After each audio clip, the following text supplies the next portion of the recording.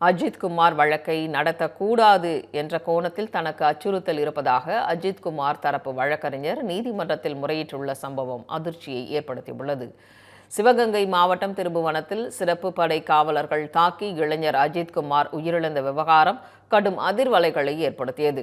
இது தொடர்பாக சிபிஐ விசாரணை நடைபெற்று வரும் நிலையில் வழக்கின் முக்கிய சாட்சிகளான கோவில் ஊழியர்கள், அஜித் தரப்பு வழக்கறிஞர் கார்த்திக் ராஜா ஆகியோருக்கு பாதுகாப்பு வழங்க கோரி உயர்நீதிமன்ற மதுரை அமர்வில் மனு தாக்கல் செய்யப்பட்டது.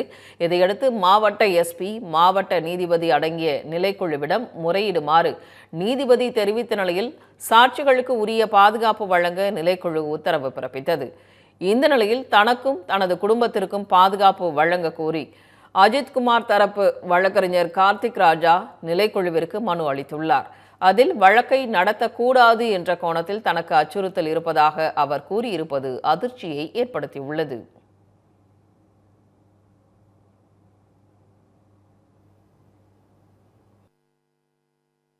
நான் இதில் ஆவணங்களை கலெக்ட் பண்ண என்னோட பார்ட் ஆவணங்களை நான் முக்கியமாக கலெக்ட் பண்ணது நான் தான். இதனால் இப்போ எனக்கு சாட்சிகளுக்கு முழு ஒத்துழைப்பு கொடுத்து சாட்சிகளை அடுத்த கட்ட விசாரணைக்கு நகர்த்தி போகிறது, முழு பாதுகாப்பு கொடுத்து நகர்த்தி போய்கிட்டு இருக்கேன்.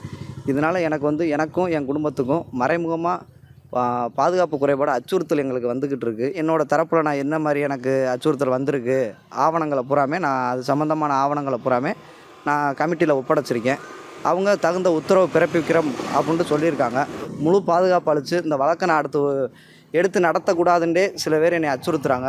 அதனால் முழு பாதுகாப்பு அளிக்கணும் அப்படின்றது மட்டும் நான் கேட்டுக்கொள்கிறேன்.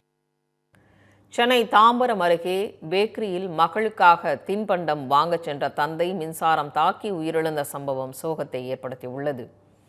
சேலையூரைச் சேர்ந்த அஸ்வின் என்பவர் தனது 7 வயது மகளுக்கு தின்பண்டங்கள் வாங்குவதற்காக அப்பகுதியில் உள்ள பேக்கரி கடைக்கு சென்றுள்ளார். கடையின் முன்பாக தனது வாகனத்தை நிறுத்திய அவர் அங்கிருந்த மின் கம்பம் ஒன்றில் ஏர்டெல் கேபிளின் ஒயர்கள் முறையாக கட்டப்படாமல் இருந்ததை கண்டார். அதனை வேறு யாரும் மிதித்துவிடக் கூடாது என்ற நோக்கத்தில் அஸ்வின் தனது கால்களால் அந்த ஒயர்களை தள்ளிவிட்டார். அப்போது மின் கம்பத்தில் ஏற்கனவே மின் கசிவு இருந்ததால் அவர் மீது மின்சாரம் பாய்ந்தது. இதில் கீழே விழுந்த அவர் சம்பவ இடத்திலேயே உயிரிழந்தார். இதனை கண்ட பொதுமக்கள் சம்பவ இடத்திற்கு ஆம்புலன்ஸ் வாகனத்தை வரவழைத்து அவரின் உடலை மருத்துவமனைக்கு அனுப்பி வைத்தனர். இதனையடுத்து அலட்சியமாக செயல்பட்ட ஏர்டெல் நிர்வாகம் மற்றும் மின் வாரிய ஊழியர்கள் மீது வழக்கு பதிவு செய்து விசாரணை நடத்தி வருகின்றனர்.